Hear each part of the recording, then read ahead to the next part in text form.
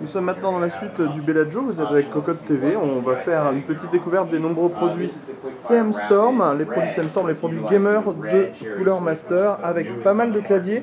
On va pas détailler trop les produits puisqu'il y a pas mal de choses à voir, pas mal de news que vous verrez, on traitera les produits un par un.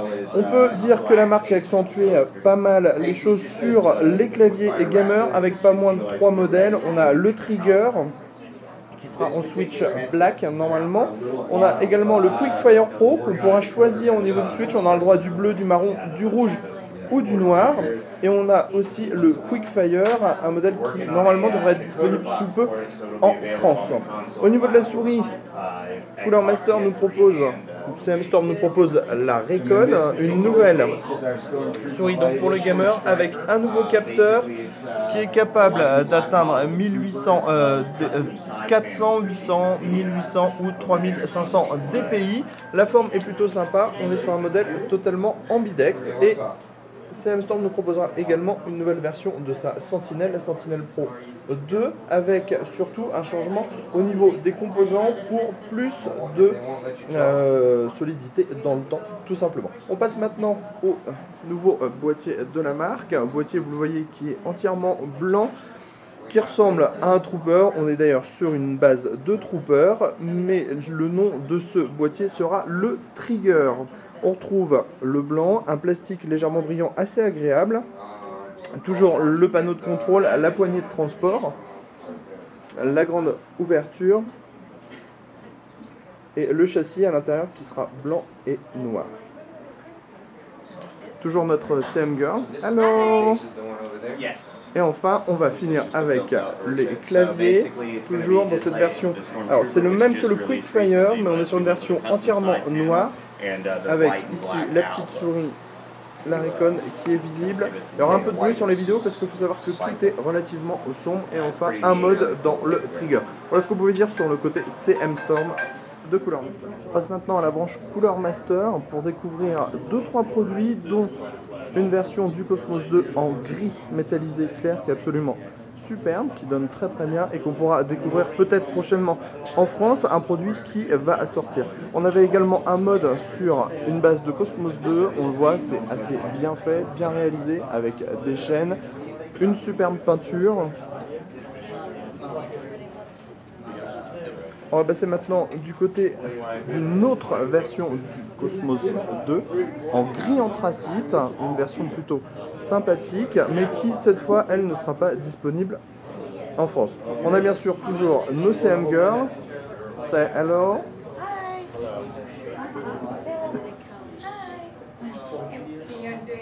Et on a notre Vancep qui est en train de travailler et de s'occuper des différents ventilateurs de la marque. Et c'est beau. Donc on va avoir une grosse multiplicité des heat pipes à voir chez Cooler Master, ça on peut vous le dire. De la chambre à vapeur, de la vapor chamber comme ils disent.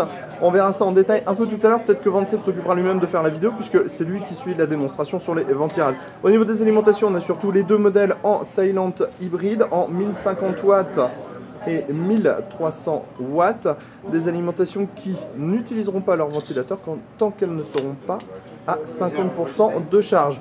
La Silent M évolue aussi, on le voit, elle gagne une certification argent pour le modèle 1500 watts, donc elle passe en Silent Pro M2, et les autres versions, donc plutôt sur les wattage de 500 à 800 watts, seront elles en 80 plus bronze.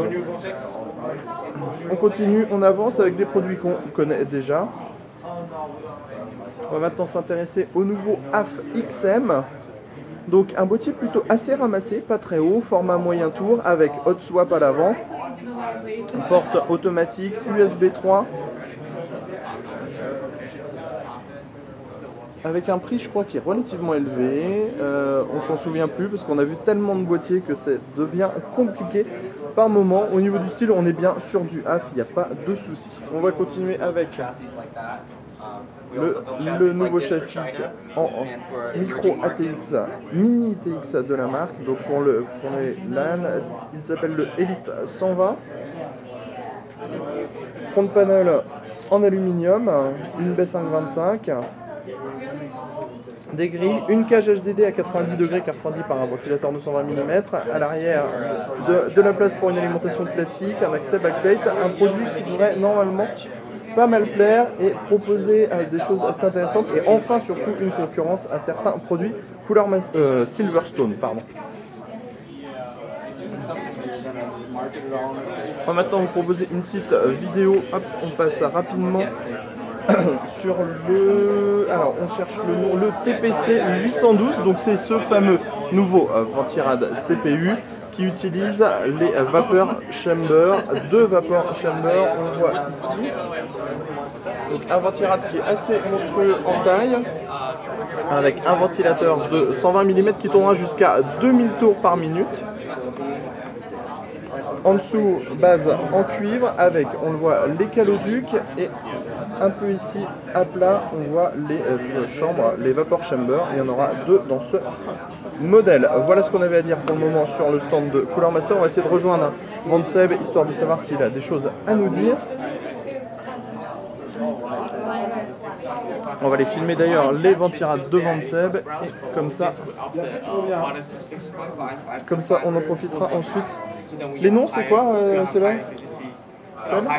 C'est quoi les noms des Ventirad? Je sais plus. D'accord, voilà, on ne sait plus le nom, on verra ça dans le press kit. Donc on a du noir, du rouge, des modèles qui sont un petit peu plus custom, avec une sorte de design asymétrique au niveau de la base, c'est plutôt sympathique. Alors on vous donne rendez-vous plus tard sur Cocotte TV pour de nouvelles vidéos de présentation.